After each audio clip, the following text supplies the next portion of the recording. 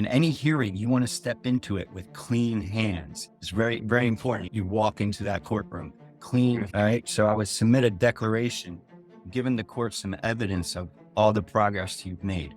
They really don't want people taking up the court's judicial resources. There's one overarching policy in all court matters is judicial economy.